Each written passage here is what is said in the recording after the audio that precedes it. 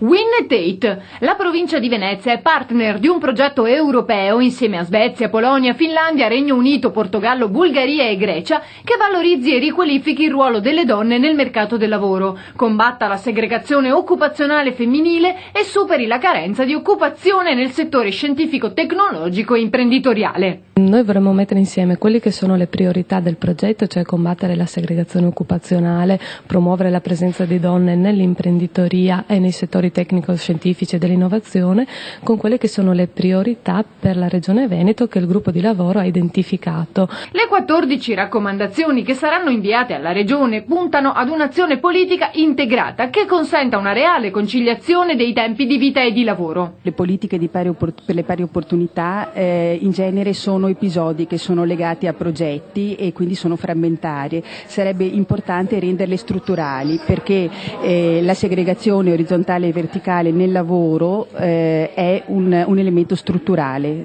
della nostra società, quindi anche le politiche per combattere questa segregazione dovrebbero essere strutturali, quindi reperire dei fondi che siano stabili.